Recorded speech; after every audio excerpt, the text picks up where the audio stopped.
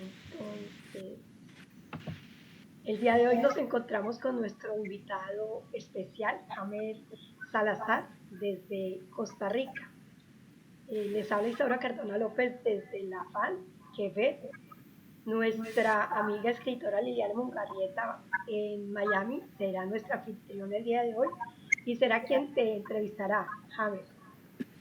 Excelente, genial. ¿Quieres hacer uso de la palabra, Lilianita? Primero, un saludo a todos. Estamos muy contentos, Oasis de Escritores, de tenerte, Jamer, aquí con nosotros. Lo Muchas que gracias. te comentaba, leyendo tu biografía, pues súper enamorada de todas las cosas que haces, escritor, editor, biólogo y un sinfín de cosas más que, bueno, me encantaría que nos converses un poco, sobre todo, algo que me llamó la atención es la pasión hacia la naturaleza, hacia la parte indígena, que era lo que te comentaba, estamos en un planeta vivo y la gente no entiende que el planeta es tan vivo como tú y como yo, y como lo tratemos también nos va a tratar. Así es, así es. Así que me encantaría que nos hables quién es Jamer Salazar. Muchas gracias, Liliana, Isaura, y un saludo a quienes nos siguen y nos seguirán en este encuentro. Pues, ¿qué le digo, Liliana? Jamer Salazar es un ser vivo, es un bicho que circula de manera bípeda por este planeta, afortunado de tener la conciencia de lo que soy, ¿verdad? Hoy hablaremos seguramente un poco más sobre un libro, uno de los libros que he escrito que se llama Hacia la fórmula de la vida, que ese libro responde no solamente las 3 preguntas clásicas que se han hecho los grandes pensadores de la humanidad, como son ¿quién soy?, ¿de dónde vengo? Y ¿hacia dónde voy? Solo que estas 3 preguntas parten de una premisa, y es que los seres humanos somos casi dioses y no somos animales. Mientras que cuando yo hago 2 preguntas más, y es ¿qué soy y dónde vivo?, eso me pone en el contexto para poder explicar las otras 3 preguntas. Y el ¿qué soy? Es una respuesta dolorosa, ¿verdad? Y el ¿qué soy? Es que soy un animal. Cuando vamos a la escuela nos enseñan sobre los reinos biológicos, y por lo menos los 3 reinos biológicos, los 3 reinos básicos: el reino animal, el reino vegetal y el reino mineral. Aunque son 5 reinos biológicos, pero bueno, lo vamos a resumir en esos 3 reinos. Y nos hablan de los primates y nos hablan de los seres humanos, y la lección quedó hasta ahí, hasta apréndanse esto para hacer el examen y olvídenlo, ¿verdad? Cuando en realidad, como usted bien dice, el planeta Tierra es un planeta vivo y todos somos transformación de los elementos del planeta en seres vivos, en este caso en seres humanos. Entonces, yo tengo la conciencia desde hace mucho tiempo, no solamente de que soy un ser humano, sino que soy un animal humano. Y eso no me degrada, no me denigra. ¿Por qué? Porque mi naturaleza es la misma naturaleza de todos los seres vivos. Comparto la misma estructura general de las células, la misma estructura general de la vida, ¿verdad? Que son un organismo que está compuesto de sistemas. Esos sistemas están compuestos de órganos, los órganos están compuestos de tejidos, los tejidos están compuestos de células, las células están compuestas de organelas, las organelas están compuestas de moléculas y las moléculas están compuestas de átomos. Y ya sabemos de ahí para adelante que la historia de la humanidad ha cambiado cuando conocemos un poco más de cerca el átomo y nos metemos en la física cuántica, ¿verdad? Cuando conocemos también los procesos de la fotosíntesis y la respiración celular, nos damos cuenta que son reacciones bioquímicas que ocurren a ese nivel, a nivel cuántico, ¿verdad? Tú sabes que me llama la atención que cuando dices que somos, y es que somos animales y humanos, esa fue una de las cosas que me enamoró de leer a Hermann Hesse en El lobo estepario. Correcto. Y aunque yo estaba muy joven, eso resonó en mi alma, pero es porque es cierto, tenemos una parte animal y una parte humana, que es como una parte reactiva y una parte analítica, y esa parte reactiva es la que hay que educar, esa parte animal, para que no seamos manipulados y no nos demos llevar por los instintos. Sí, correcto. Y no solamente en el plano personal, sino que también en el plano social, ¿verdad? Como animales somos mamíferos y somos animales de manada. Y como animales de manada estamos siendo guiados por pastores, por líderes. Y esos pastores a veces no los identificamos con claridad, pero ahí están los líderes de las iglesias, los líderes políticos a nivel nacional y a nivel cantonal, los líderes en el fútbol, los líderes en diferentes campos. Hay pastores en los diferentes campos. Pero hay también un problema, porque en un rebaño hay pastores y hay perros pastores, ¿verdad? Y eso yo lo trato en mi libro Hacia la fórmula de la vida. Y esos perros pastores podrían gritar muy fuerte, podrían amenazar, y la manada sigue a esos perros pastores sin saber. Digamos, los perros pastores, nuestros perros pastores, tienen claridad hacia dónde quieren llevarnos, siguiendo sus propios intereses, no los intereses de un verdadero pastor, ¿verdad? Exactamente. Entonces, la manada puede escoger para cualquier rumbo, ¿verdad? Sí. Fíjate que ya que nombraste el libro, voy a hacerte la primera pregunta. ¿Qué inspiró a Jaime Salazar la creación de Hacia la fórmula de la vida? ¿Qué te lleva a hacer ese libro? ¿Por qué nace? Sí, esa es una muy buena pregunta, ¿verdad? Son de esas cosas que aquí tenemos un dicho popular que dice que a veces uno pasa la vida como con abejón en el buche, ¿verdad? O sea, con una cosa que le corroe a uno por dentro como para decirlo, que le pican las manos para decirlo. Y es que hay algo que normalmente nosotros no entendemos. Bueno, hay muchas cosas que no entendemos, pero una de ellas es el concepto de felicidad. Hay muchos libros, hay muchos programas de televisión, muchas personas que hablan de la felicidad para el hombre moderno. Sin embargo, nosotros como seres humanos tenemos nuestros paquetes hormonales, nuestros paquetes genéticos, nuestra anatomía, nuestra fisiología, todas las reacciones bioquímicas son del ser humano de hace 50.000 años. Cuando el ser humano vivía en clanes, cuando era una manada más en las estepas, en las selvas, en los desiertos, era una manada más que salía y estaba de manera armoniosa con la naturaleza. Entonces, la felicidad de ese ser humano, que la llevamos en nuestros genes todavía, en nuestras hormonas, la felicidad no estaba en los autos, en los aviones, en los barcos, no estaba en el dinero, no estaba en las tiendas, en los supermercados, en los centros comerciales, en los centros de diversión, en los casinos. Esa felicidad no estaba, y por eso es que hay mucha gente, más bien hay poca gente que tiene mucho, hay mucha gente que también tiene suficiente dinero, ¿verdad? Como para conseguir cosas, incluso comprar personas, comprar actividades de personas, y nunca encuentran la felicidad, siempre son infelices. ¿Y por qué razón? Porque es que la felicidad del ser humano no está en nada de eso.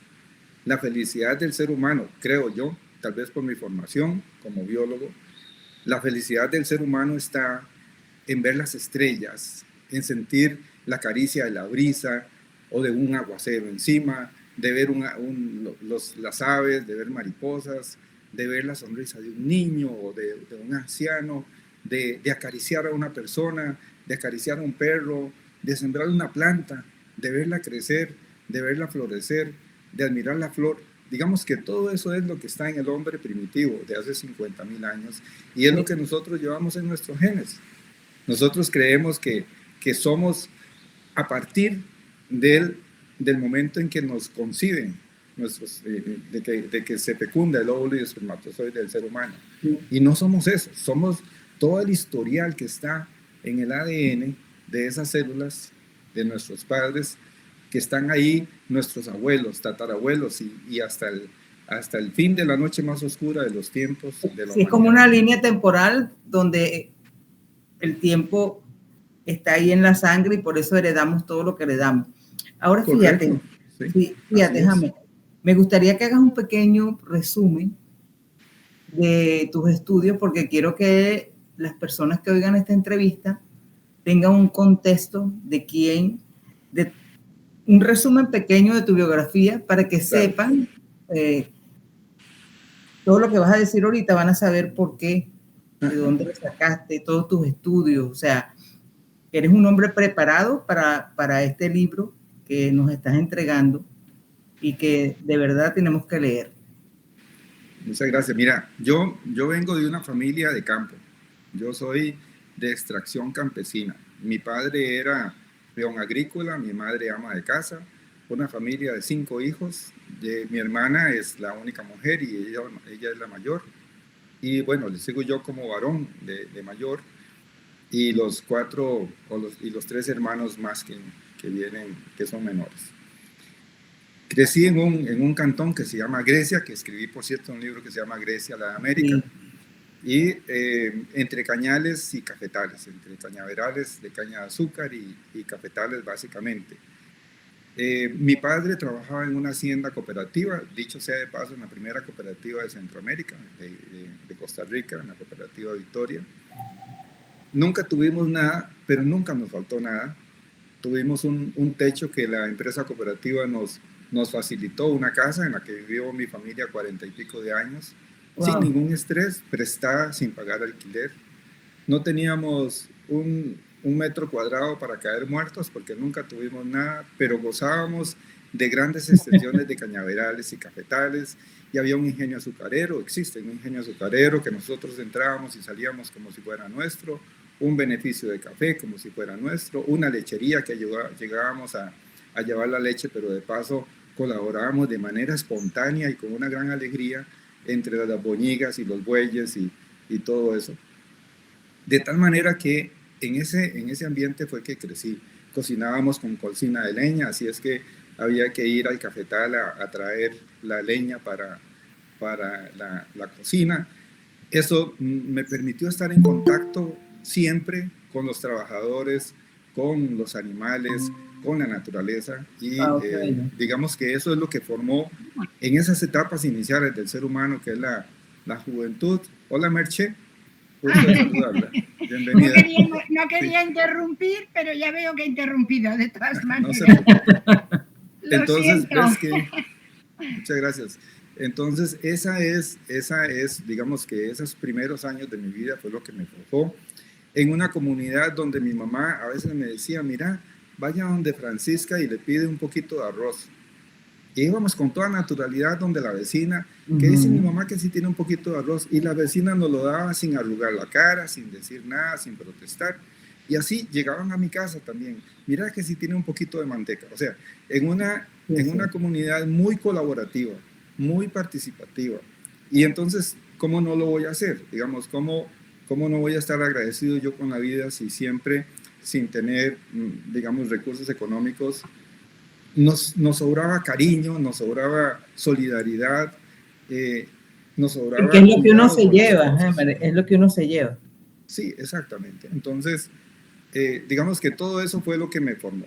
Estudié en una escuela rural también, que no era una escuela, digamos, con maestros para los 6 grados, en un colegio público también, la escuela y el colegio público.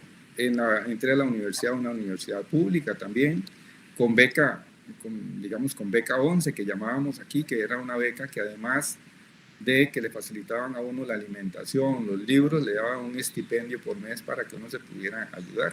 De otra forma nunca lo hubiera logrado. Trabajé siempre durante las vacaciones de la escuela y del colegio, y en el segundo año de universidad ya empecé a ser asistente de cursos para los profesores, ya los cursos que había llevado el primer año, y seguramente veían el muchachillo un poquillo despabilado para servir de asistente, y así fue. Empecé como asistente de cursos, y durante toda mi vida universitaria fui asistente de cursos, en uno de ellos de zoología, por ejemplo. El profesor al segundo año ya se iba de la clase y me dejaba dando la clase, y yo, lejos de protestar, feliz de la vida, porque era la posibilidad de hacer una milla extra. Así es que estudié biología tropical en la Universidad Nacional. Qué bonito. Luego saqué en la Universidad de Costa Rica el bachillerato, y luego en la Universidad Nacional la licenciatura, con una énfasis en insectos. con estos insectos ocurrió una cosa muy, muy interesante que tal vez un poco más adelante pueda hablarles. Ya había comenzado a trabajar con la Universidad de Costa Rica también, donde había sido asistente. El profesor, cuando ya yo terminé la carrera de bachillerato, el profesor al quien le había servido de asistente durante muchos años, cuando yo me fui no supo qué hacer y siempre me llamó, ¿no? Cuando ya no estaba dentro de la universidad.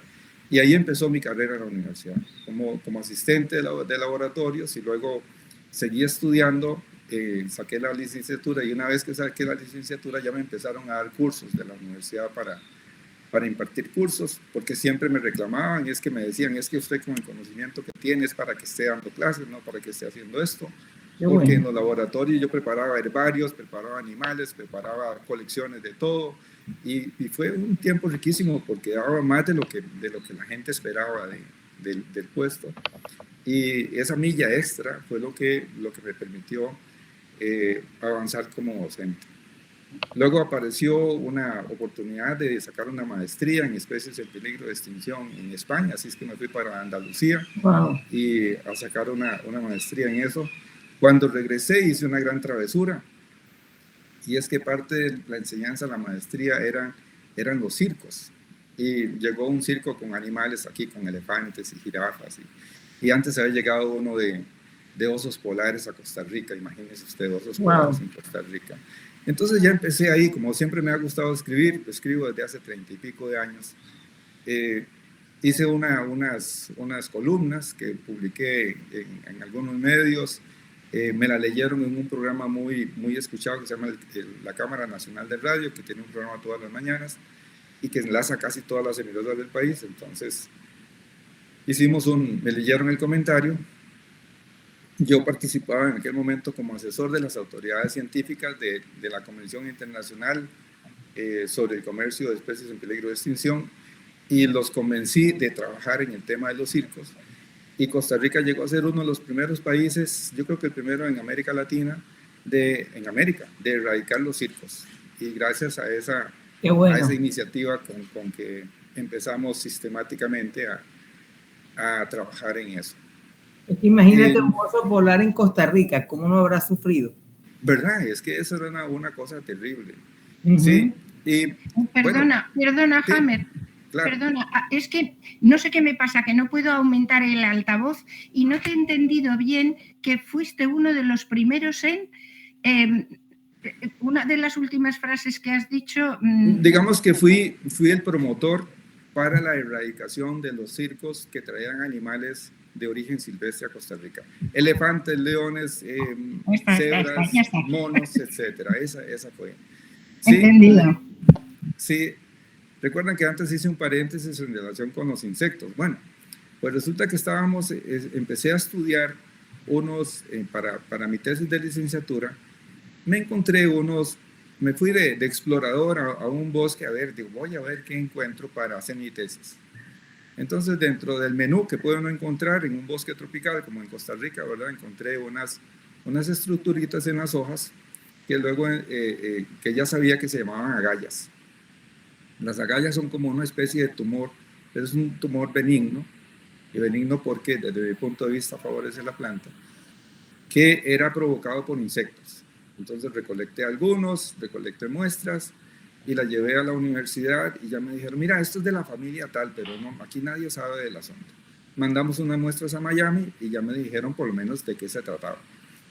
Y en una oportunidad iba a hacer una gestión a San José de otra cosa y me sobraba tiempo, así es que me fui para el Museo Nacional a preguntar a ver si tenían información sobre eso. Y me dice el encargado de la sección de entomología de insectos, me dice, no, aquí no tenemos apenas 4 bichos de esto, y justamente este señor que está detrás de mí anda investigando eso. Él es del Museo Británico. Wow. Cuando el señor vio que estábamos conversando sobre los cílidos, que se llama el grupo, el señor se sorprendió. Como es que aquí en el museo no hay nada, yo estoy aquí viendo lo que no hay, y este muchacho viene a preguntar por los insectos. Entonces ya empezamos a conversar, ya le dije que es que tenía unas muestras de insectos de esos de cílidos en la casa, y me dice, bueno, pues yo me voy mañana para Londres, a las 9 de la mañana. Entonces, si quiere me los trae antes de irme para el aeropuerto.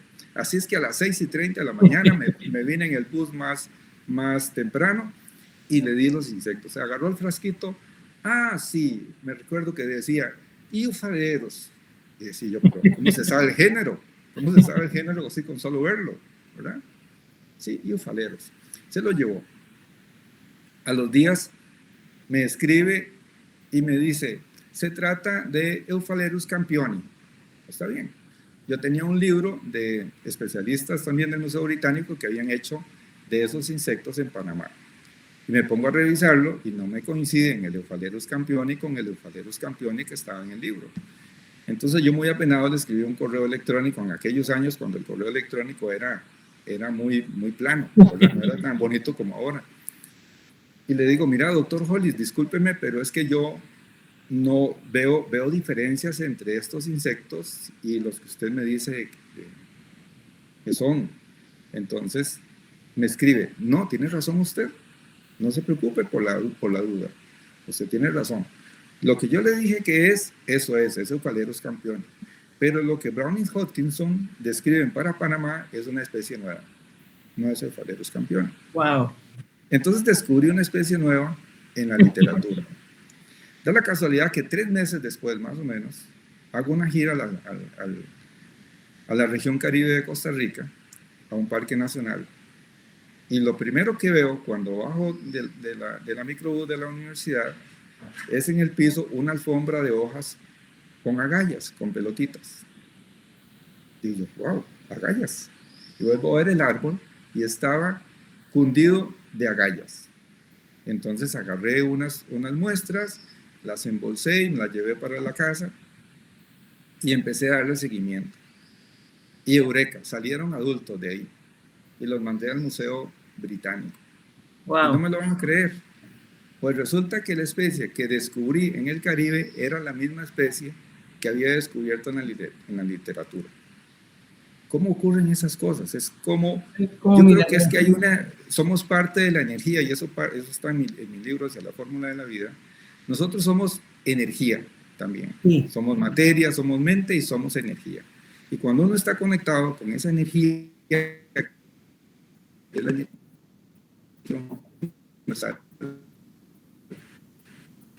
buscando lo que no se me perdió, porque ando atento, ando con los ojos abiertos. Está despierto. Para ver qué es lo que este universo me tiene preparado, ¿verdad? Entonces descubrí esa especie y a esa le pusieron Euphalerus hammeri. ¡Uy, tenía tu nombre! En el Museo Británico, sí. Y bueno, como me dijo que hiciera un resumen, ya me extendí un poco, pero no importa porque es parte de la sí, sí. Resulta que más adelante en el Museo de Historia Natural de Suiza me dedicaron otra especie, una especie de grillo. En la Universidad de Alicante, en España, me dedicaron una especie de garrapatilla que se le hace a los grillos. En Costa Rica me dedicaron una especie de lecho, una planta. Así que tengo cinco especies entre el próximo libro que escriba, voy a escribir el insecto Euphalerus hammeri. Euphalerus hammeri. Sí, vieras que fue muy lindo porque estas cosas a uno no le generan más recursos económicos, no le aumentan el salario, no nada, pero hay una gran satisfacción personal de sentir que uno pasa por este mundo dejando una huella y una huella positiva, ¿verdad? Y alguna vez pensé, cuando tenía como unos 2 años de estudiar esos insectos, que dicho sea de paso, cuando empezamos a estudiarlos en Costa Rica, yo hice un artículo y habían 17 especies conocidas, más una que yo agregaba, ya teníamos 18 especies conocidas. Trabajamos durante unos 8 o 10 años y al final de la investigación, entre el Dr. Hollis y yo, ya teníamos un listado de 278 especies. Es decir, que entre los dos descubrimos más de 250 especies nuevas para la ciencia y para Costa Rica, solamente de ese grupo de insectos. Bueno, pues tenía como unos cuantos meses de tener yo la relación con el Dr. Hollis y iba a mandarle unas muestras más al Museo Británico y muevo yo los frasquitos y digo, ¿será que algún día me llevarán ustedes al Museo Británico? Y menos de 5 años después, estaba en el Museo Británico con una deferencia especial que me hizo el director, porque el doctor Holly me presentó con el director y me dieron las llaves del Museo Británico. Wow. Y me dice el director, usted puede entrar, es por aquella puerta donde puede entrar a cualquier hora y puede salir a cualquier hora. Así es que estuve un mes en el Museo Británico con esa condición. Ese mes me permitió ver el Londres, un Londres que por supuesto que yo no conocía, un Londres. Bueno, había una finca en la cooperativa Victoria donde les dije que crecí que se llamaba Londres, ¿verdad? Pero era lo más parecido y era un cañaveral, nada que ver con el Londres aquel. Y ahí se me ocurrió enlazar una experiencia que había tenido con estudiantes del colegio científico, que había sido profesor en algún tiempo. Había ocurrido algo excepcional con ese grupo, y es que en alguna oportunidad hice un curso de microscopía electrónica. Digamos, la microscopía electrónica es una técnica de mucho cuidado, de mucho conocimiento. Para poder correr una muestra hay que mover como 125 teclas de aquí para allá y de allá para acá, para que las cosas ocurran. Bueno, la cosa fue que éramos 3 estudiantes, dos profesores forenses, 2 médicos forenses más bien, y yo. Y hice muy buena relación con el médico forense. La otra era una mujer que desafortunadamente adquirió una bacteria hospitalaria y se murió muy joven. Pero el doctor me decía, Hammer, qué bueno que usted trabaja con jóvenes y yo trabajo con muertos. Y qué vida más aburrida que me llevo, y usted lleva una vida de encanto trabajando siempre con gente joven. Invíteme un día a la clase. Entonces un día lo llamé y ellos tenían en el organismo de investigación judicial, tenían un museo de casos. Entonces yo le dije al doctor, mira, voy a llevar a los muchachos al museo de casos, tal vez usted me pueda ayudar a guiar la gira. Me dice, claro que sí, con mucho gusto. Pues llegamos a la morgue, porque el museo de casos estaba ahí en la morgue, y me dice, ven por acá. Entonces nos desvió y entramos a una sala y llegamos a un aula. Pero la sala era la morgue. Y entonces él nos hizo la explicación en la sala de clases que tenía para estudiantes universitarios, y estábamos en la morgue. Y dice, y es que tengo varios clientes que atender. O sea, tenía varias autopsias que hacer. Dice, y si los llevo, no me va a alcanzar el tiempo. Vamos. Y el grupo era pequeño, eran unos 15, 16 estudiantes, y practicó una autopsia completa a un anciano de 80 años más o menos, delante de un grupo de adolescentes. Eso nunca se había dado en la morgue. No se da porque son adolescentes, son menores. Por dicha, ninguno terminó trastornado ni nada de eso. De esos 15, 16 estudiantes, 7 se hicieron médicos gracias a esa experiencia que tuvimos. Bueno, pues entonces ligué eso con Londres y escribí una novela corta que se llama Autopsia. Autopsia está en inglés y está en español, y en este momento está teniendo muy buen suceso en España. Se está vendiendo por alguna razón. La novela tiene 2 o 3 años de que la escribí, pero en este momento está teniendo muy buen suceso. Están vendiendo unos 20, 25 libros por mes de la autopsia. Entonces, más o menos, digamos que esa ha sido mi trayectoria. Tal vez esto sí es muy importante, yo he sido muy de campo, muy de sacar a los estudiantes a leer la naturaleza, a ir al bosque seco, al bosque húmedo, al páramo, a los diferentes ecosistemas, y enseñarles a los estudiantes a leer la naturaleza. Cómo es el piso del bosque, cómo es la vegetación del bosque, cómo son los troncos de los árboles, si son rectos, si son retorcidos, si tienen las ramas bajas, si tienen las ramas altas, si hay epífitas o parásitas en los troncos, si las hojas son simples, si son compuestas, si son grandes, si son pequeñas. O sea, todo ese montón de detalles que normalmente pueden pasar desapercibidos. Eso es lo que yo le enseño a los estudiantes. Pero tuve la fortuna de fungir como director de una reserva biológica en Costa Rica. Esa reserva es administrada por una reserva biológica. Una reserva biológica. Una pregunta, Hammer, si vas a ser escritores, hace un tour para que nos enseñes la naturaleza y nos expliques todas esas maravillas, porque yo te estoy oyendo y me provoca irme para allá y aprender todas esas cosas tan espectaculares como es la contemplación de donde venimos, de la tierra, de la naturaleza. Claro que sí, esa es una cosa muy linda. Bueno, está dentro de las inteligencias múltiples, ¿verdad? Que hay una inteligencia que es la inteligencia del naturalista. La inteligencia naturalista es una inteligencia que nos permite ver la naturaleza con unos ojos diferentes a los que lo ve el común de la gente. Hay gente que le tiene miedo hasta a los árboles, por eso hay un término que yo uso mucho que es la dendrofobia. La gente dice, uy, no, pero es que ese árbol en la ciudad puede caerle una rama a alguien, puede caerse en un ventolero, etcétera. Y fíjate que los médicos aconsejan abrazar a los árboles, tocar las matas, o sea, ¿Sí? Te quiero hacer una pregunta aprovechando que entró Carmen Estuardo. Carmen, bienvenida. Aquí estamos fascinadas con Hola Carmen, gusto con saludarte. Hammer, que es una maravilla. Te quería hacer esta pregunta, Hammer. ¿Cuál es el mensaje principal que deseabas transmitir a través de tu libro? Sí, el de la fórmula de la vida. Les explico, la fórmula de la vida es muy sencilla. La fórmula de la vida, y es una fórmula, digamos que uno podría decir entre comillas matemática, donde está la vida que es V, es igual a lo siguiente. La vida es igual a lo siguiente, es igual a la materia más la mente más la energía. Es decir, el cuerpo, la mente y el espíritu. Dividido entre el tiempo, porque el tiempo es la variable que nos permite a nosotros saber que si vivimos, digamos que la vida es generosa con nosotros y podemos vivir 80 años y podría ser más generosa y vivir 90 o 100 años o un poco más.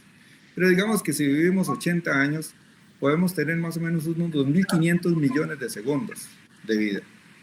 Y eso se gasta porque se gasta. Si algo tenemos seguros en esta vida, decía un amigo, es pagar impuestos y la muerte. Sí, señor. ¿Verdad? Entonces, si tenemos eso, hay otro elemento que es la O, le llamo yo la O, que es de ocupación. Y ese es el principal mensaje que yo quiero decirle a la gente. Que primero, que deje de trabajar.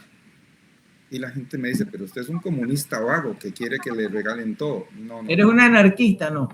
No, yo no soy anarquista. Yo quiero todo bajo control, todo bien ordenadito, todo el mundo que esté ordenado.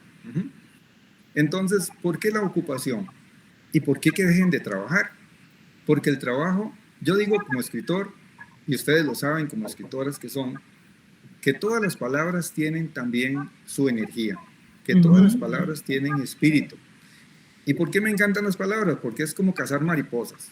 Hay palabras que tienen una energía volátil, hay otras que tienen una energía de bajo tierra, y hay otras que tienen una energía como si fueran peces, ¿verdad? Entonces, la palabra trabajo, ustedes que ya han pasado por toda esa parte, ¿verdad? Por la edad que tenemos, ya hemos pasado por eso. La palabra trabajo tiene una gran carga de energía. Y no es necesariamente una carga de energía positiva, sino que es una carga de energía negativa. ¿Por qué digo que es negativa? Porque el trabajo tiene en sí mismo, es que no me queda más remedio que hacerlo. Tengo que ir a hacerlo. Si no, no me pagan. Si no, me pueden despedir. Si no, no puedo tener ventas suficientes. Ese es el trabajo. Y el trabajo proviene de sus raíces, provienen de la época de la esclavitud, donde el esclavo trabajaba y además con el látigo en la espalda, ¿verdad? Entonces yo le digo a la gente, deje de trabajar. Pero no es para que se vuelva vago, sino más bien para que cambie el uso de las palabras. Y en lugar de la palabra trabajo, utilicen la palabra ocupación. Ocupación u oficio. Entonces, cuando yo estoy ocupado en algo, imagínense que solamente pensar en que voy a estar ocupado en algo, ya lo hago con cierta alegría, lo digo con cierta alegría. Y cuando lo voy a hacer con ganas, con pasión, con deseos de hacerlo lo mejor posible, con deseos de terminarlo bien hecho. Y si no lo puedo terminar, me puedo quedar un rato más para terminarlo. Entonces, que hagamos las cosas con pasión, porque eso es la vida es para vivirla con pasión, la vida es para vivirla plenamente, no es para vivirla de a poquitos, es para vivirla plenamente. Si hay momentos de angustia, de dolor, de desesperación, de desencanto, de duelo, eso es parte de la vida. Si hay momentos de éxtasis, de de felicidad, de risas, de alegrías, de encantos. Eso hay que vivirlo también. Pero a veces pensamos nada más en la felicidad y entonces lo que hacemos todos los días, eso no es felicidad. Y pasamos trabajando, entre comillas, o ocupados todos los días de la semana o 5 días de la semana, trabajando con esperanza de pensionarnos cuando cumplamos 60, 65 años y vivir la vida como se merece. Pero fíjate, Hammer, que tú le puedes preguntar a una persona desde cuándo no ves el cielo y te puede sorprender la gente que tiene tiempo sin ver el cielo, sin ver el cielo. Sí, eso que usted dice, Liliana, es increíble. Por Es ejemplo, increíble. Nosotros deberíamos saber todos los días cuál fase es en la que está la luna, ¿verdad? Y la mayoría de la gente pasamos por este mundo y cuando vemos la luna llena es una sorpresa y decimos, qué luna tan linda, ¿verdad?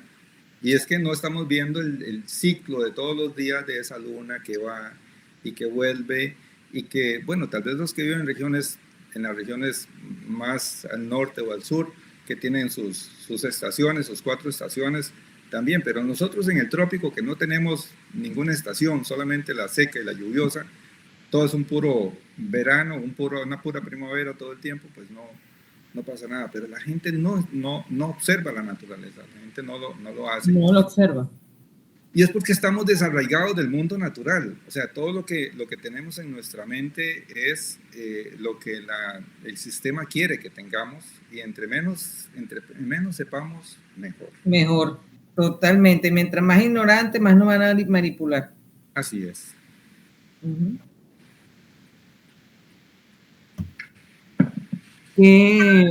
Isaura te tiene una pregunta. Gracias. Porque vele la cara, Isaura, lo embelesada que está con tu conversación. O sea, no, es maravillosa, es maravillosa.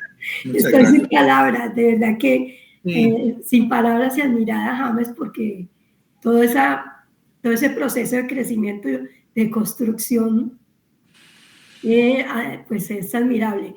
Y en la medida en que ibas hablando, iba mirando en mi mente primero el médico haciendo la autopsia, ¿sí? Y no entraste en detalle, así de que quiero leer tu novela.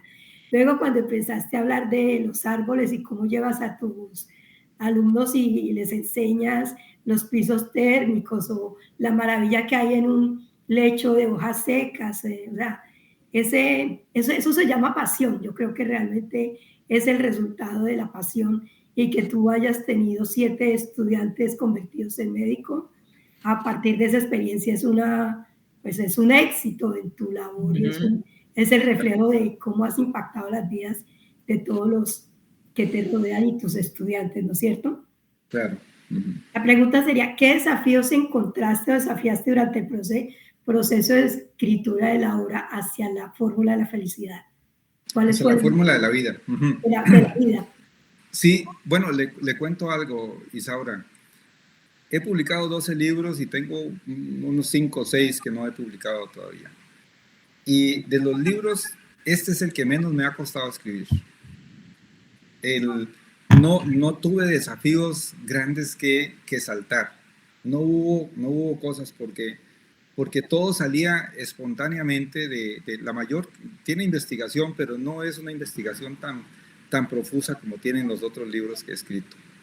Y esto es mucho de mi conocimiento, del análisis de ese conocimiento y de lo que puede uno expresar para ayudar a la gente a crecer.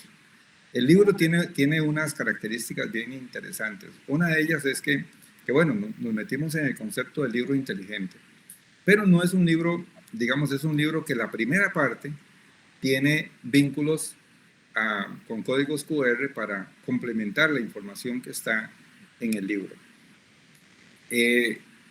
Los vínculos fueron cuidadosamente escogidos para que correspondan con lo que queremos.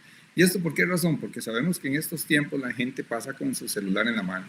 Y entre leer un libro y ver el celular, no me cabe la menor duda que va a escoger el celular.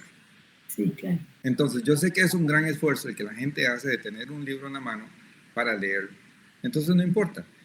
la gente lee y de pronto se va a encontrar con un código QR, así es que lo ve, activa el código QR y ve el video que está relacionado con lo que acaba de ver. Entonces vuelve a la lectura. Y así, pero es la primera parte, digamos como menos de la mitad del libro que tiene códigos QR, y luego los desaparezco. ¿Por qué razón? Porque yo ya sé o pretendo que el lector ya haya empezado a entender de qué se trata la lectura, ¿verdad? Y hay algo interesante que también, yo creo que no lo escribí en el libro, pero que sabía que iba a ocurrir. Y es que una vez que usted termina de leer el libro, usted se pregunta, ¿pero qué es esto que acabo de leer? Tengo que leer otra vez. Y es lo que ha ocurrido. Varios lectores me lo han dicho. Antes que mencionabas a Hermann Hesse, tengo un amigo alemán ya grande, de 80 años, había sido ministro de Relaciones Exteriores aquí en Costa Rica, y un día me contactó y me dice, mira, Hammer, tengo que decirle algo. Me leí su libro, pero estoy leyéndolo otra vez. Dice, y una de las cosas que más me gustó es que usted, uno de los primeros referentes que tiene es Hermann Hesse, justamente el autor de Lobo Estepario, de Siddhartha, ¿verdad? Y otras obras más que tiene. Y tiene esa característica. ¿Por qué? Porque el libro es un mensaje, es una conversación conmigo mismo, no conmigo, sino con el lector mismo. Tiene una lección de biología, tiene lecciones de física cuántica, pero todo eso no es con la intención de que lo memorice, sino que lo integre a su propio conocimiento. Interiorice. Claro. Sí, yo mismo tuve, digamos, a mí mismo me transformó escribiendo el libro. Tal vez eso no fue un desafío, sino fue un resultado. A mí mismo me transformó, porque yo tenía aproximadamente 17 años de no comer carne. Comía nada más, sí comía huevo, pescado de vez en cuando, quesos, lácteos, pero no comía carnes. Y no comía carnes por compasión con los animales, por temas de conciencia. Cuando estaba escribiendo el libro, empiezo a investigar sobre las plantas y me doy cuenta también que estaba equivocado en ese campo, y que las plantas también tienen un nivel de conciencia diferente al de los animales y al de nosotros, obviamente.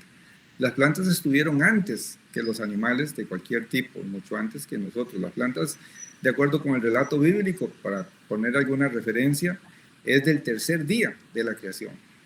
Los seres humanos somos del sexto día de la creación. Eso lo relato en mi libro también. Y además de que somos del sexto día de la creación, no somos los únicos que fuimos criados durante ese sexto día. Sí, es el mismo día en que se crearon las serpientes también, por decirlo de alguna manera, en ese lapso de tiempo. Entonces, esa es, digamos que tal vez no hubo desafíos, pero que sí hubo una transformación.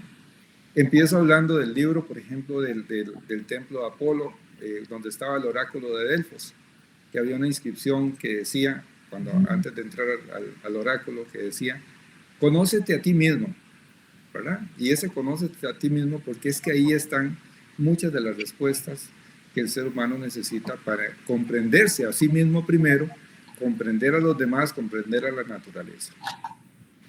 James, perdón. Tú hiciste un comentario que me dejaste unas dudas. Desde los 17 años no comías carne. Volviste tenía 17 años. Dejaste de comer. Y vuelves a comer carne cuando empiezas cuando escribes tu libro. Sí, correcto.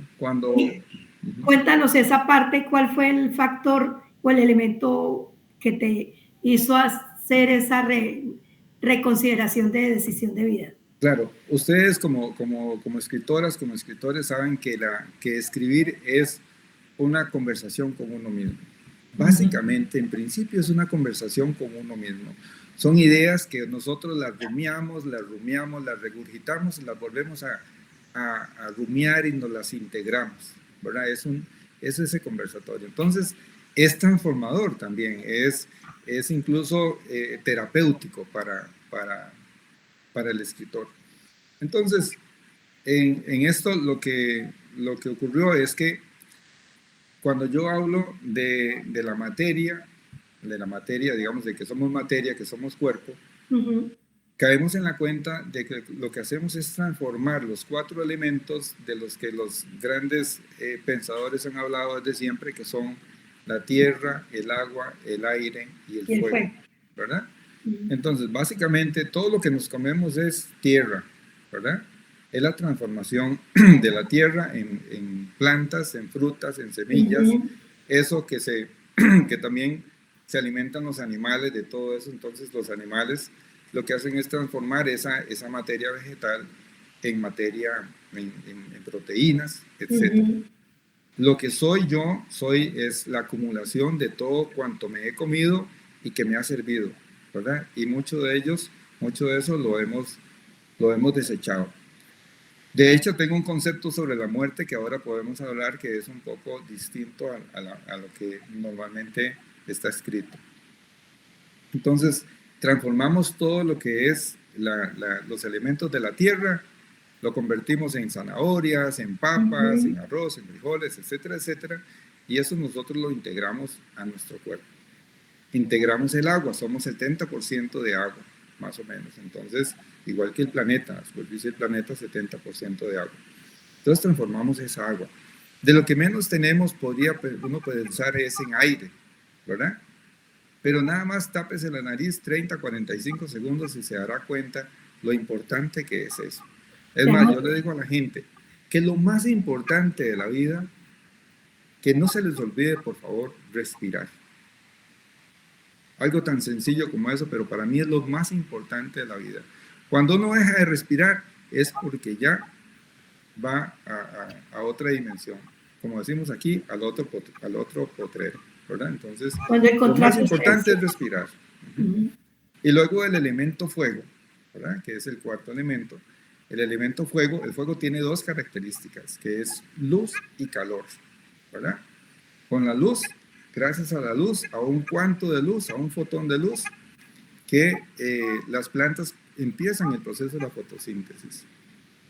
Entonces, todo cuanto existe es cuántico, porque es un fotón de luz, es un cuanto de luz, que llega, golpea una molécula de agua en el proceso de la fotosíntesis, y ahí se inicia todo el proceso de la fotosíntesis con el rompimiento de la molécula de agua por medio de un fotón de luz.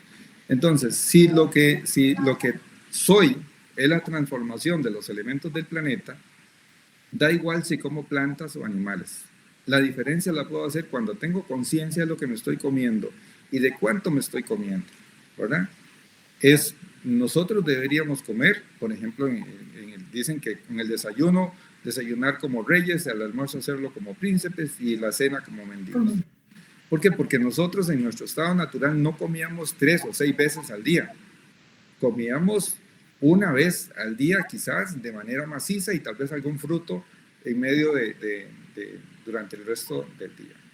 Entonces, digamos que esa fue la razón principal. Ahora la gente me pregunta, pero yo soy vegetariano. Si quiere seguir siendo vegetariano, usted sea vegetariano.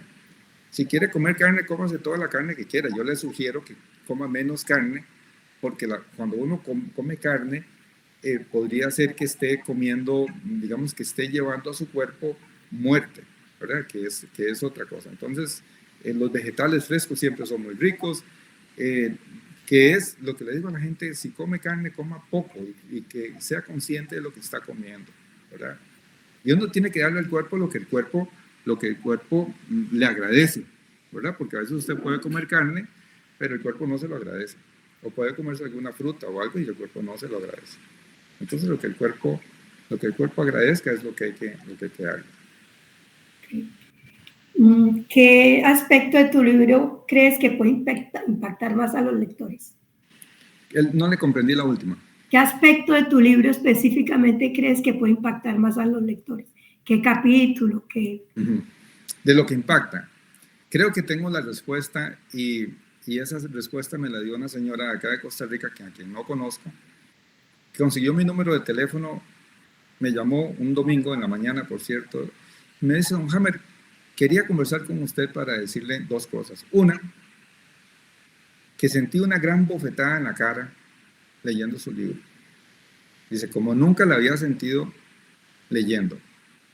Una bofetada, una cachetada. Y me dice, pero a la vez quiero agradecerle por eso, porque nunca nadie me lo había dicho con tanta claridad. Y esa claridad tiene que ver con nuestra naturaleza animal. O sea, es que no pasa nada. O sea, no pasa nada desde mi punto de vista, pero cuando uno ve la historia de la humanidad, sobre todo la historia reciente, hubo un gran naturalista que se llamó Charles Darwin, y a Charles Darwin lo han demonizado por haber dicho de que provenimos del mono. O sea, y provenir del mono significa que provenimos de un animal. Y estamos separando al ser humano del animal. Cuando yo lo que digo es que somos animales, ¿qué le vamos a hacer? O sea, si tengo pelo igual que mi perro, si tengo dientes de carbonato de calcio, tengo huesos, tengo sangre, tengo hígado, tengo pulmones, tengo tripas, tengo un vaso, tengo el páncreas. O sea, como todos los demás animales, ¿por qué yo voy a protestar por eso? La diferencia está en la mente y en el espíritu. Y yo hago digamos que hago un análisis del ser humano en esas tres dimensiones, un análisis más o menos concienzudo de lo que es la materia, de lo que es la mente y de lo que es el espíritu. Dicho sea de paso, el tema de la mente quizás está un poco diferente a como lo ven los psicólogos, porque para mí lo de la mente tiene que ver con el pensamiento y los sentimientos, ¿verdad? Si bien es cierto, nuestro corazón, a él le atribuimos los sentimientos, la verdad es que está en el sistema límbico del cerebro. Y hago un análisis del cerebro desde el punto de vista de la corteza prefrontal, el sistema límbico y el tallo cerebral, ¿verdad? Que también tiene esa parte de ciencia el libro. Así es que por ahí es donde anda esta parte, ¿sabes? ¿Qué investigaciones o estudios respaldaron? No sé si se atrevía a esta pregunta, pero ¿qué investigaciones o estudios respaldaron los conceptos presentados en tu libro? Eso es muy interesante porque yo he leído mucho. Yo soy un investigador. Y de hecho dicen que para escribir una página hay que leer 1000 páginas, ¿verdad? Entonces, digamos que en la columna vertebral del libro no es solamente biología, tiene psicología y tiene espiritualidad, una espiritualidad que tiene que ver con la física cuántica, ¿verdad? Entonces, es de leer mucho, es mucho, digamos, de pasar por todos los conceptos de las religiones, las antiguas religiones, incluso religiones modernas, desde Rama hasta Jesucristo y recientemente a Sadhguru, de gente como la autora Castellano, que es neurocientífica de España, de Alberto Martí Walsh, un médico español, de Mario Puig, también que es español. O sea, es escuchar muchas cosas y no es repetir lo que ellos dicen, sino más bien es hacer un análisis diferente de todo lo que se dice. Por ejemplo, antes de mencionar el tema de la muerte. Eso es un tema muy interesante porque el libro Autopsia trata de la muerte y hacia la fórmula de la vida es más sobre la vida. Pero como biólogos siempre decimos que la muerte es parte del ciclo de la vida y es la parte final del ciclo de la vida. Yo lo veo de otra manera. Ahora lo estoy viendo de otra manera, ¿verdad? Y es que cuando ya uno tiene cierta edad, ¿verdad? Yo tengo ya, voy a cumplir en esta semana que viene 64 años, ya uno ve las cosas diferentes. Evidentemente, yo no soy el niño de 3,5 kilos que cuando nació. O sea, ya ese niño se murió y hace muchísimos años. No soy ni siquiera, no tengo ni siquiera evidencia del niño que tenía 5 años. Ese niño murió. Del niño de 10 años, del muchacho de 15, de 20, de 30, de 40 años, todos esos se murieron. Entonces, digamos que la muerte no es una muerte al final de la vida, sino que estamos en constante transformación. Cuando nos comemos algo y al rato vamos al baño, lo que vamos a dejar a depositar al baño no fue lo que me comí el día de ayer. No, lo que me comí el día de ayer, el cuerpo lo absorbió y transformó lo que tenía que transformar. y lo que voy a depositar al baño es todo lo que el cuerpo ya no necesita.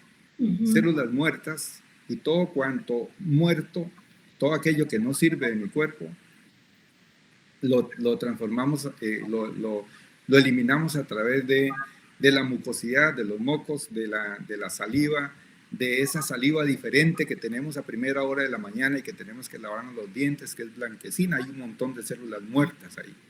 Y si al final de cuentas yo soy un ser vivo que está compuesto de células, pues al final de cuentas, si hay células muertas, es una parte de mí la que se va muriendo. Cuando nacemos, de las primeras cosas que hacemos es inhalar, ¿verdad? Por eso yo le digo a la gente que no se le olvide respirar. Lo primero que hacemos es inhalar y lo último que hacemos es exhalar. ¿Y qué hacemos a cada instante nosotros? Inhalamos, exhalamos. Nacemos, morimos, porque cada vez que exhalamos el dióxido de carbono que ya no necesitamos es moléculas que ya no necesitamos. Cuando el corazón hace pum para bombear, ¿verdad? Es que nacemos, y cuando hace pac para recogerse es cuando morimos. Y si ese corazón se quedó así, nos morimos. Si dejamos de respirar, nos morimos. Incluso cada vez que pestañamos, cuando abrimos los ojos, es como estar vivos. Cuando cerramos los ojos, cuando pestañamos, es cuando viene la oscuridad, ¿verdad?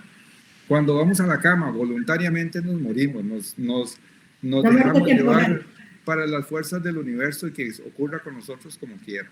Entonces, ves, ese tema, y eso hace entonces que cada día que nosotros nos levantamos, que abrimos los ojos, que respiramos, que sea una nueva oportunidad para aprender más, para ayudar más, para hacer reír a alguien, ¿verdad? Entonces, esa es la actitud ante la vida, y de eso se trata el libro, de que transforme a la gente, de que la haga más feliz, de que la haga sobre todo más consciente de lo que es.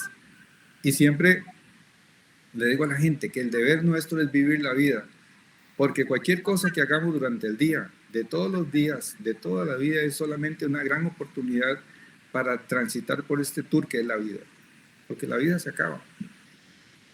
Has tocado dos temas neutrales, la vida y la muerte, y tienes dos textos sobre cada uno de los temas. Hablando de autopsia, ¿cuál es el mensaje central que deseas transmitir a través de este libro y que se está vendiendo de manera muy eficiente en España? Claro, la autopsia precisamente lo que hace es reforzar más el tema de nuestra animalidad, ¿verdad? Entonces hay unos diálogos muy ricos entre el profesor, mientras estaban en la unidad de microscopía electrónica, que fue donde se conocieron. Hay unos diálogos muy ricos entre el profesor de ciencias y el médico forense, ¿verdad? Y yo admito que el libro no está hecho para un público, aunque cualquiera lo puede leer y va a entender, pero está hecho para un público con un conocimiento un poco más elevado de anatomía humana, de fisiología, porque es una autopsia. Entonces ahí ¿En qué género está planteada? Es una novela corta. Sí, no es un ensayo, es novela corta. Aunque les cuento que yo he escrito más ensayo que otra cosa. Aquí tengo unos de esos libros que tal vez, por ejemplo, se llama Grecia, la de América. Este es un ensayo que tiene una gran cantidad de investigación de fuentes originales del Archivo Nacional, pero un montón de fuentes para argumentar un nuevo relato sobre la historia de mi pueblo. Este otro se llama Cuando canta el Beroliz, es un ensayo también sobre la caña de azúcar, trapiches, lo que se llamaba el resguardo fiscal, la Fábrica Nacional de Licores, las quemas de cañales, etcétera, que tiene una gran cantidad de investigación, ¿verdad? Y este otro es una biografía de un señor que es benemérito de la patria, que tiene una historia bien interesante, y este también es un ensayo, es mucha investigación. Y les voy a comentar algo, Isaura. Este libro, este es el Diccionario Histórico Geográfico de Costa Rica. Yo aparezco como compilador, Perdón, y este libro fue escrito por un colombiano. Sí, Pues fue escrito por un colombiano y publicado en 1904 y en 1923. A mí me pareció una obra tan maravillosa hace un par de años que digo, este libro hay que rehacerlo, no rehacerlo, hay que publicarlo otra vez porque es 1923, es un siglo después y es la Costa Rica de hacía un siglo. Visto por un colombiano. Eso es por un colombiano. Claro, el nombre de mi paisano. Él se llama Félix Francisco Noriega Peñuela. Muy bien. El libro está en la biblioteca Gabriel García Márquez. Yo lo mandé para allá.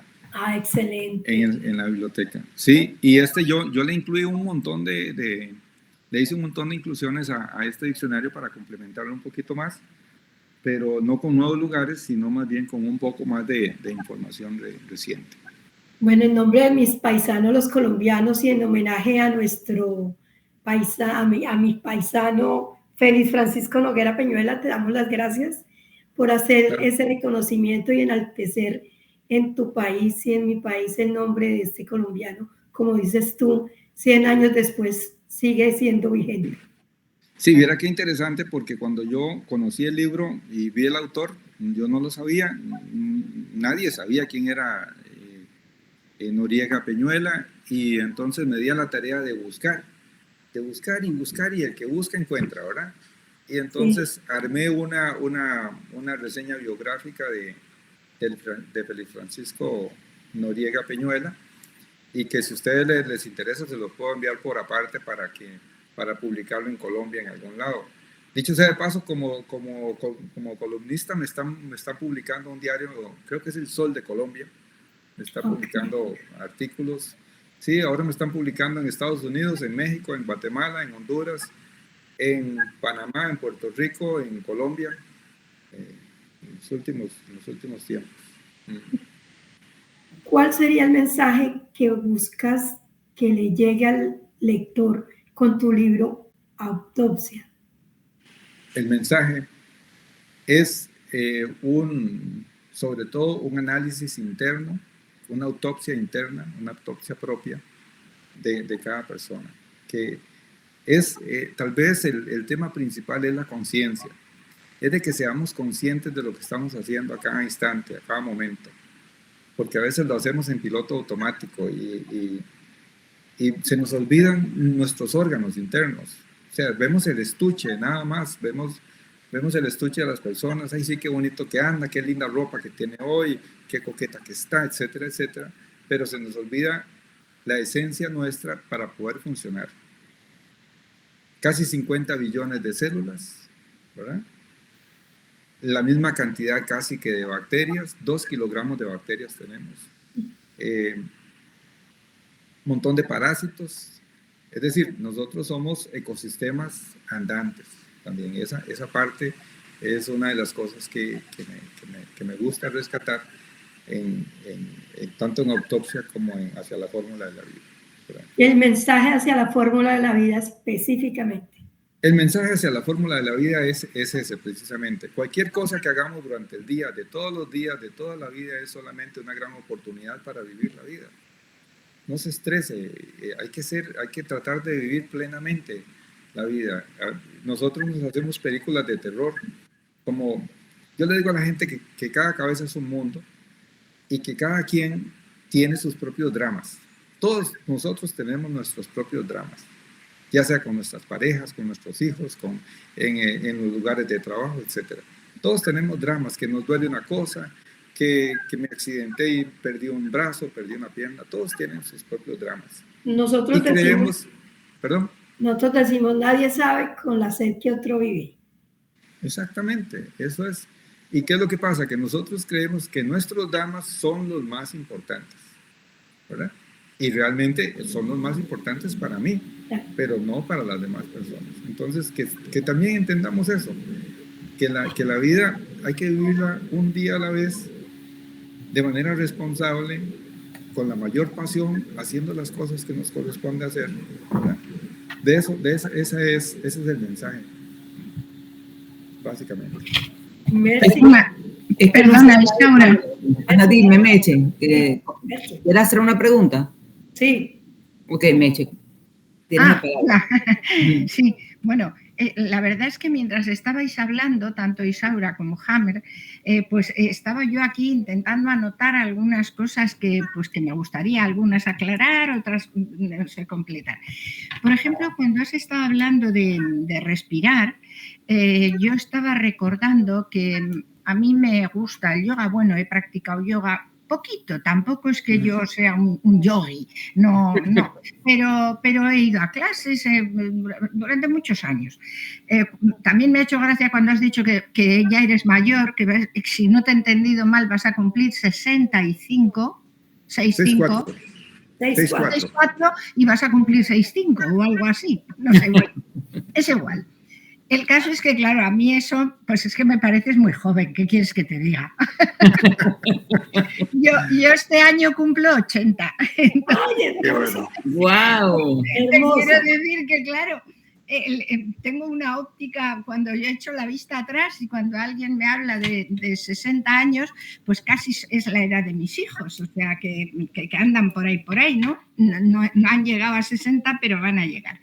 Bueno, pero lo que te quería decir es que a lo largo de esta experiencia de yoga que he ido teniendo en el tiempo, pues una de las cosas súper importantes que hay cuando haces el yoga es la respiración.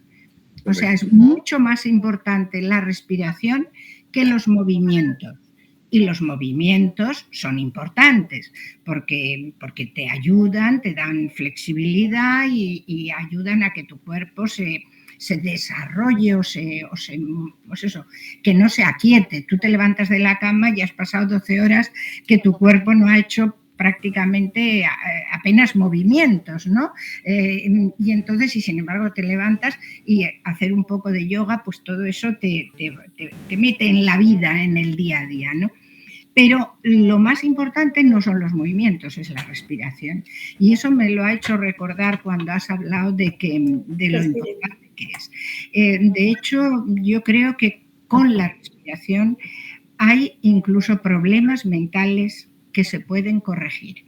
Correcto. O sea, puede haber un enfermo que tenga una enfermedad mental o algo así, y si está bien asesorado y está bien conducido, puedes llegar a corregir esa enfermedad mental. De eso estoy convencida. También me ha gustado mucho que hablaras del libro, que se me ha ido de la cabeza, pero que eso sí que lo he apuntado antes de tener el bolígrafo en la mano. Ahora te lo digo, que nadie se me va.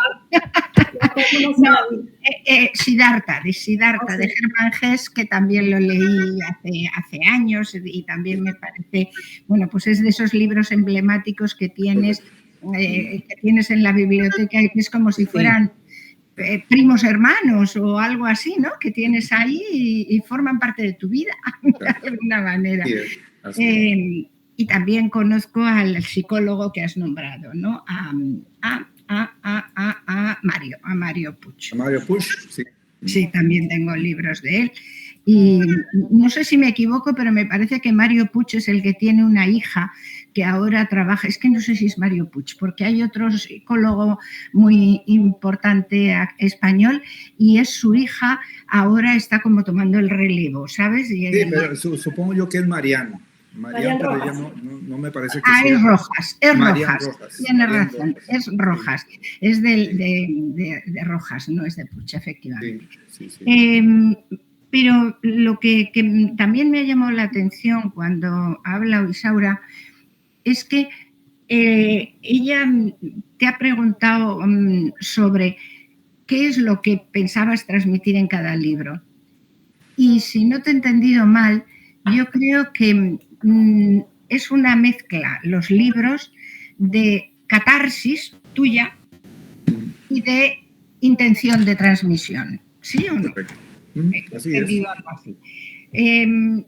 Eso también me recuerda cuando yo no he escrito más que un libro, bueno, he escrito cosas científicas porque yo hice una tesis en didáctica de las matemáticas, y entonces, claro, pues ahí escribí cosas de didáctica, también he escrito alguna otra cosa, pero nunca lo he considerado como un libro propio, no sé si me explico. Sí, sí. Eran cosas que formaban parte de mi La formación. desarrollo personal y a la vez de mi trabajo y tal. Entonces, el único libro propio que yo considero como propio es el que he escrito ahora, que es pues, de La flor de la felicidad, pero bueno, es de niña triste a abuela feliz. Entonces es un libro autobiográfico, obviamente, y yo sobre todo lo he escrito pensando en mis hijos, en que conozcan un poco de dónde vienen, porque al fin y al cabo ellos vienen de su padre y de mí, y vienen de sus abuelos, y vienen de sus bisabuelos, etcétera. Y entonces, bueno, a mí me hubiera gustado ahora, en este momento de mi vida, conocer muchas más cosas de mis padres. Conocer muchas más cosas de mis abuelos. Creo que el desarrollo de la humanidad viene a través de los pequeños desarrollos que vamos aportando cada uno de nosotros, ¿no? Entonces, cuanto más yo sepa de lo que vengo, más puedo desarrollarme y más puedo aportar a los que vienen detrás de mí. Entonces de ahí me ha salido la historia del libro y no sé, he querido ver en algunos de tus comentarios un poco ese espíritu, ¿no? El espíritu de querer transmitir tus propias experiencias y cómo tú has juntado los aprendizajes que has hecho de una cosa, de otra, y has hecho tu propia síntesis, que es de la que vamos a beber todos los que leamos esos libros, ¿no? Así es correcto. No, hay dos formas. Vamos a ver, yo he escrito sobre historia, escribo sobre historia, pero yo claramente le digo a la gente que yo no soy historiador, yo soy revisor de la historia. ¿Por qué? Porque lo que hago son lecturas activas y hay cosas que no están, que no coinciden con lo que yo he leído, con lo que he estudiado y hay que cambiarlo. Aquí en la ciudad donde yo vivo he cambiado algunas cuantas cosas, fechas que por ejemplo se creían que eran importantes y no he demostrado que las fechas estaban equivocadas, ¿verdad? Y es por eso, porque es una lectura activa. Entonces, cuando uno lee activamente, usted toma notas de esto y de lo otro y de lo otro, y cuando se da cuenta usted dice, mira, pero es que esto podría ser de otra manera, ¿verdad? No necesariamente es lo que nos han contado. Por ejemplo, esto que les hablaba al principio de los perros pastores y los pastores, ¿verdad? Eso es una entelequia muy propia. Una vez estaba en un hospital y estaba viendo un cuadrito muy bonito de un niño con un perro en un prado y decía, el Señor es mi pastor, nada me faltará, ¿verdad? Y eso fue lo que me hizo meditar sobre el pastor, las ovejas, el niño, el perro, ¿verdad? Y ahí llegó la información esa de esos análisis. Una pregunta, el libro Grecia, Grecia, ¿no te refieres a la Grecia romana? No, por eso se llama Grecia la de América, porque es la Grecia donde yo vivo. Claro, es que yo tenía anotado eso, pero claro, yo estoy en España y entonces claro, para mí Grecia, cuando lo oigo, no pienso ni en Costa Rica ni en Iberoamérica, pienso en los romanos y los griegos. Sí, claro. Entonces quería aclararte esto, porque yo ese libro no lo he leído, yo no lo he leído. No, es que es un libro que decía un escritor costarricense, seguramente el más famoso de todos, se llama José León Sánchez, con quien tuve una gran amistad. José León Sánchez, él escribió un libro que se llama La isla de los hombres solos, que se ha publicado en, no sé, 120 ediciones, una cosa así. Y me decía que esos son libros de campanario. De hecho, él fue el que me prologó el libro. Que son libros de campanario porque nos interesa a nosotros, a la gente de Grecia. Sin embargo, yo este año espero hacer una gestión con la Academia, la Academia de la Lengua Española, porque si uno lee el diccionario sobre la acepción de griego, dice que es el nacido en Grecia, la de Europa y que son los que continúan con la estirpe de los griegos antiguos, ¿verdad? Y no aparece por ningún lado los griegos de Costa Rica, los griegos de Grecia. Nosotros somos una comunidad de 65,000 habitantes que todos nos decimos griegos. Y en todo el país, que somos 5 millones y resto de habitantes, nos dicen griegos. Entonces, es para ver si incluimos en el diccionario de la RAE la acepción de griego, que también se diga que es la persona que vive o que nació en Grecia, Costa Rica. O la palabra greciense. ¿Y tú sabes por qué se llama Grecia, la ciudad en la que vives? Precisamente esa fue la razón por la cual escribí el libro.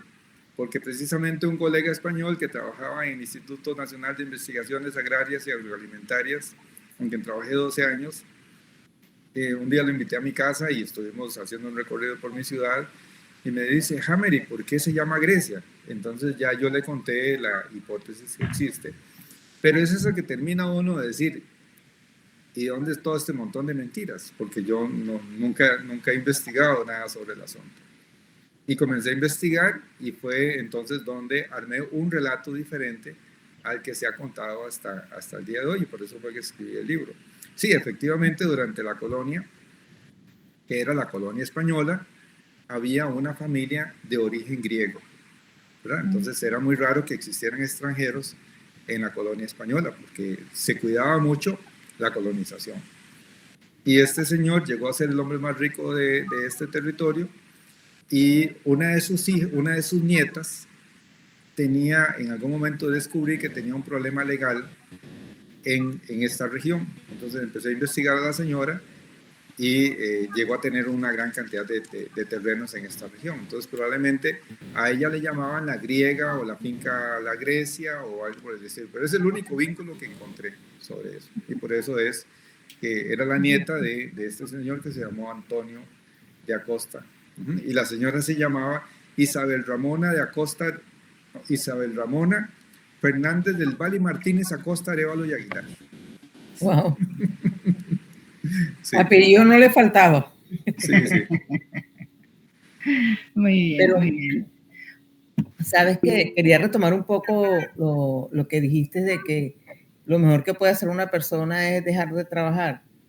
Y es que hemos llegado a un punto en la sociedad donde el hombre y la mujer fungen hoy en día el pilar de la casa. O sea, el hombre solo no puede sostener la casa, y cuando la mujer se hace parte de sostener la casa, entonces los hijos quedan en el aire, porque no hay un tiempo en que te puedas dedicar como en la época de antes, y eso ha traído una soledad en el adolescente. Y hemos llegado hasta un punto que los muchachos de hoy en día no quieren ni siquiera tener hijos, claro, pero porque se sienten totalmente solos y no hay ningún tipo de guía. Y la mamá o el papá les cuesta, porque si lo llaman que el niño adolescente tiene un problema, no pueden dejar el trabajo, le quitan las horas, empieza a haber un golpe económico en la familia y se sienten maniatados, porque entonces, ¿cómo hacen? Fíjate todo lo que está ocurriendo. Claro. Por el afán de conseguir dinero a un grupo de personas que se les niega por lo menos tener una vida decente. Claro. Porque mientras más te tenga distraído y trabajando, y ahora no solamente el hombre, ahora es la mujer, y esa carga, mira, no sé para dónde irá a parar este mundo. Claro, yo hago un análisis sobre el tema del trabajo en el libro justamente porque y ya les digo que la palabra trabajo viene de la esclavitud. Al esclavo tenía que trabajar por la alimentación, por el techo, por el vestido mínimo que fuera, ¿verdad? Y ahora no, ahora lo que hacemos es que cambiamos nuestra vida, porque es nuestra existencia,